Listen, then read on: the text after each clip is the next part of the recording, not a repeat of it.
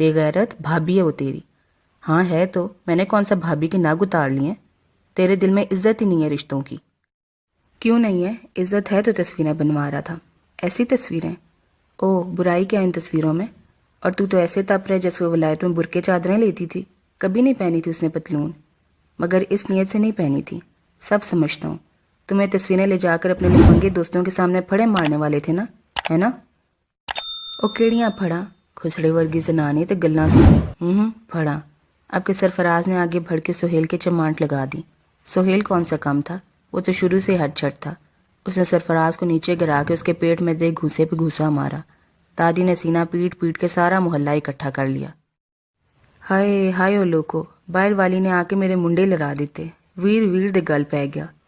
نہ نہیں نیفا، باہر والی تو 10 دن پہلے آئی ہے. مجھے تیرے گوانڈ میں آئے 10 سال ہو گئے. ہر دوسرے دن تو تیرے منڈے ایک دوسرے کے گل پڑتے ہوتے ہیں. یہ جس ہمسائی نے سچ بولنے کی جرت کی تھی، سب سے پہلے تو دادی نے اس کی گت مڑوڑ کے اسے گھر سے نکالا. اس کے بعد سہیل اور سرفراز دونوں کو 2 ہنٹر مارے. اشرف شور سے ان کے بنیان پیٹ سے اٹھاتا، پسلیاں کو جاتا کچی نیند میں باہر نکل آیا. کی رولا ہے، چھڑا ویرانو. دادی نے ہلکان ہوتے دہائی دی. ان کا روز کا تماشا، میں سارے دن کا کھپا ہوا اسے آپے دیکھنے کے لیے رہ گیا ہوں. وہ اسی طرح بنیان اٹھا کے پیٹ کھجاتا اندر گھس گیا، مگر 2 منٹ بعد ہی بنیان کے اوپر کرتا پہنتا گرتا پڑتا افراتفری کے عالم میں گھر سے باہر بھاگا. کوثر کو درد ہو رہا تھا. دائی لینے جانا تھا اور شامت اعمال کے محترمہ دائی صاحبہ وہی ہمسائی خاتون تھی جس کی ابھی تازہ دادی کے ہاتھوں گت مڑوڑی گئی تھی اور جس کی بیٹی کے تازہ کارناموں اور طلاق کے اسباب پہ روشنی ڈالی گئی تھی. وہ مزے سے اکڑ گئی. میں تے نہیں آندی.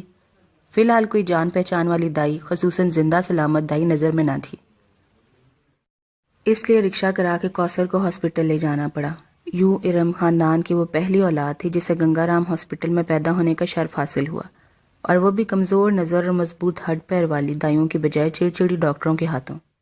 کوثر کی اس تازہ کارروائی کے نتیجے میں سہیل اور سرفراز کا جھگڑا وقتی طور پر دب گیا، مگر سہیل کو اندر ہی اندر بڑا قلق تھا. اب وہ بال بچے دار آدمی تھا. اس کی قد نکالتی بچیوں کے سامنے سرفراز نے اسے رپٹا دے مارا تھا. وہ شرم کے مارے بچیوں کے سامنے نہ جا رہا تھا. دفع کرو جی، تسی منہ ہی نہ لایا جی جوڑی چوڑی نو. راشدہ نے دل سوزی سے مشورہ دیا. ویسے بھی اسے شوہر کا جوڑی کے ارد گرد منڈلانا پسند نہیں تھا، چاہے وہ رشتے میں اس کی بھابھی کیوں نہ ہو. اتنی جلدی دفع کیسے کروں؟ کون سی بات نہیں کر ڈالی سرفراز نے مجھے، کیسا تانا نہیں دیا. اتنی آسانی سے میں اسے چھوڑنے والا نہیں. رہن دیو، دفع کرو. ویسے بھی مہینے تک اس نے واپس چلے جانا ہے. میرے سے بستی خراب کرائے بغیر وہ یہاں سے نہیں جائے گا. جیسے سارے محلے اور سارے گھر کے سامنے میرا تماشا لگا ہے، ایسے اس کا اور اس کے تلوں والے کلچے کا بھی لگے گا. بڑا شرموں اور غیرت والا بنا پھرتا ہے.